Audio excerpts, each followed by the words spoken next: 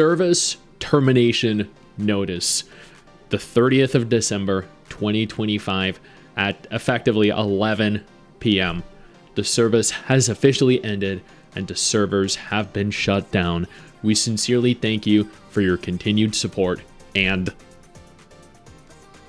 I don't know if I don't know if they just forgot to write anything else or if it was just cut off. I don't believe that should be the case. I don't see any more like read more or expand the text area or a scrolling button or anything. Oh, I mean, I shouldn't be laughing, but at the same time, this is nothing other than hilarious for me. This was probably one of my most hyped upcoming gacha game releases of 2025. I did so many videos on this game.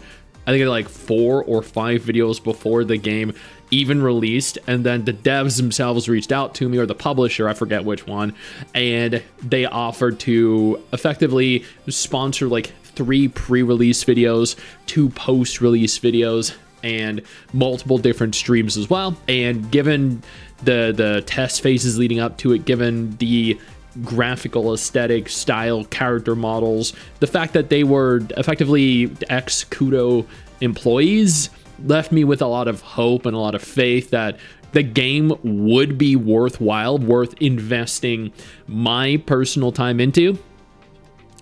And unfortunately, that just wasn't the case. Well, okay, no, that's a lie. The game itself had an incredible story. It had very fun gameplay, beautiful character models, a lot of diversity, not in the way that some people would believe. It was diverse in its storytelling style. It was diverse in the character aesthetics, the personalities of each individual character. It was diverse in the types of gameplay that were present and the style of combat that each character utilized. This was not diverse in the way that you just take a checkbox and then move on. This was diverse in the very definition of the word. And I really did think that was going to carry it, because a lot of games are kind of slop. They really are.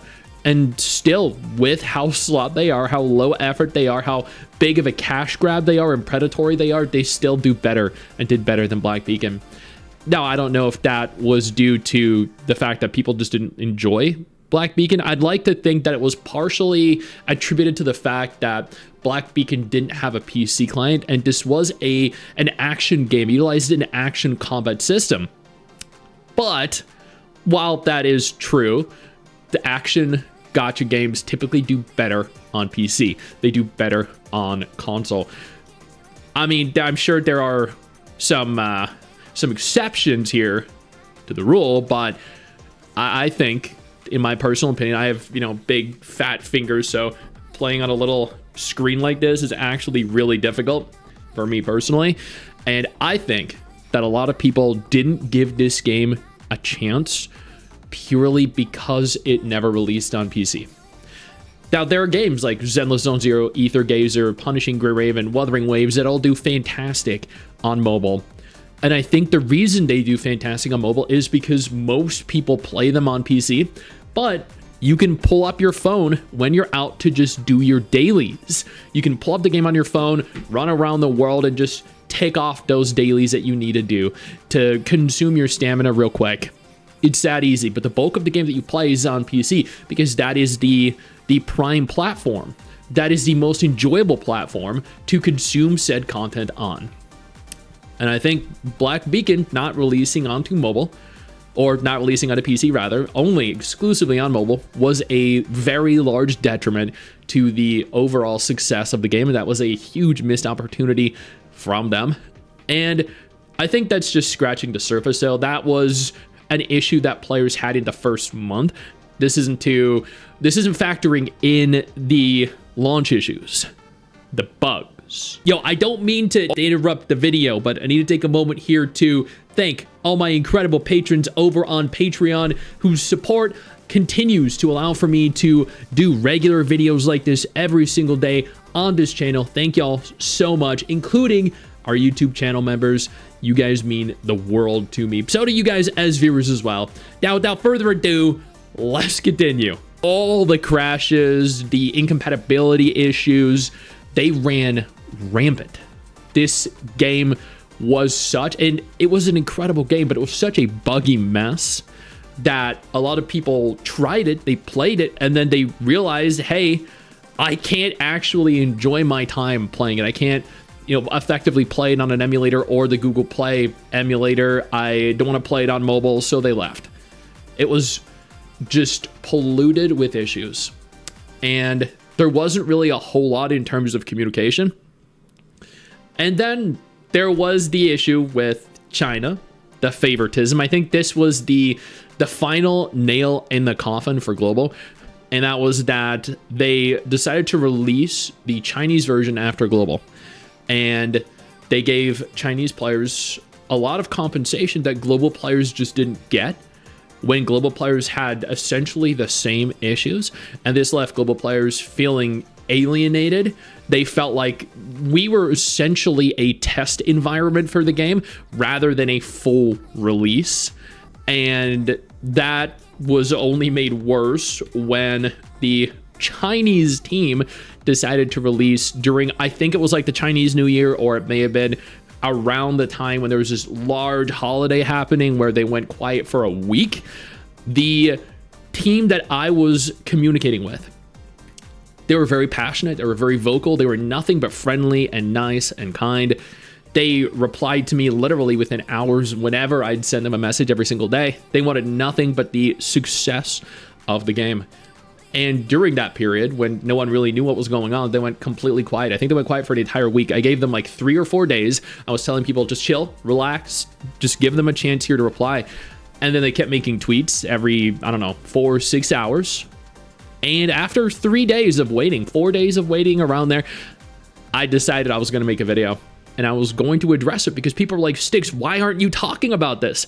You're literally the only big gacha content creator not talking, or that is in communication with them and then not talking about this topic. Why? If you say something, they might listen. And so I did multiple different videos. It all got 20, 30, 40, 50,000 views. Same with the YouTube shorts. And they still didn't say anything. Just led me to believe that they were either incredibly disconnected from their community or that, they had gone on vacation, which was terrible timing, by the way. Release in China, then just go on vacation for a week. That wasn't it. That was not it. They did follow up. They gave global players the compensation and rewards that the Chinese players got. Global players were relatively happy. The small percentage of global players that were left, because a lot of people quit. Their rating went from 4.2 or 4.4 stars in its first month down to 1.4. That was a travesty and one of the lowest rated gacha game releases of the entire year. Maybe of the last several years, I don't know. And at that juncture, they decided that it was in their best efforts to make a public statement, going over why they weren't communicating with players, where they were financially, where they were in terms of development. They said that henceforth, global and China were going to essentially be synchronized. So whenever China got compensation or global got compensation, the other server, the other region would too. And players kind of looked at that and they thought to themselves, okay, cool. No, that's good. The rating on Google slowly started to increase again. I think it got back up to like over 3 stars. A few more people started playing. They kind of regained some of that trust. And then they released version like 1.1, 1.2, and that was it. There was a significant delay in terms of content. Not only a delay in terms of content, but they were also running into issues like localization issues. They were running into the same bugs they'd had before. Like no translations at all. It was, every major patch was a buggy mess. And there was a small fraction of players that continued to say, it'll be okay. They will fix things. Everything will be fine. I continue to follow the events every single patch, and they continued to get worse. I documented everything because I was under the impression that the game was not going to last. That is what the signs were pointing to. You can look at a game, whether you're playing it or you're not, and gauge whether or not you think what is happening is good or bad. You don't have to be directly involved with it to know something is good or something is bad. So I pointed that out. I said this was bad. I said this was horribly translated. I said these issues need to be fixed. I said the game wasn't going to last if they didn't do this. And they didn't. They eventually went on a hiatus, a temporary hiatus, while China was developing version 1.3. They were telling players, don't worry, we're doing everything we can. We're trying to communicate with them. We'll update you when we can. Days of silence, weeks of silence, months of silence. I did a video saying, this is not good, and it is probably going to end of service. You can't go months like this with no revenue, no source of income. They moved from their office. There was a guy that made a delivery to their office, and they said the office was empty and packed up. People were saying, no, they just moved to a bigger, better office. If that were the case, they wouldn't have end of serviced a couple months later. No, they packed up. They knew what was going on. And that is what I documented. Sometimes what I document is good, sometimes what I document is bad, but I mean, I always give my genuine, truthful, honest thoughts and opinions on everything. That way you all know what I think and what to think. And then, after months of silence, they did what I thought they were going to do. That was that they announced their end of service. And here we are. The game launched in 2025, and it ended in 2025. This went on to become a learning experience for gacha games, for gacha game developers, for gacha game publishers. This right here was one of the most hyped gacha game releases of 2025, and due to just sheer incompetence, also one of the biggest fumbles, biggest disappointments of 2025. They couldn't even make it out of the year. That sucked. But 2026 looks like it's going to be packed with potential great releases. I already know some of them are going to fail. I already know some of them aren't going to make it through the year, but I'll wait. I'll reserve my judgment until they actually release and we see how they're handled. Until then, if you're interested in any upcoming gacha games, I have 2 videos, one for the month of January, and then one with every upcoming gacha game that I'm excited for. You can go ahead and click in literally just a moment. I know you think that you just hit the end of the video, and technically, yeah, you have. And I know your first reaction is to close out of it at this juncture, but don't. No, instead, I urge you to take a moment here and click one of the videos on screen that are coming up in just a moment, so you remain up to date with everything going on in the gacha genre. Trust me, you're not going to regret doing so. Stay flaccid.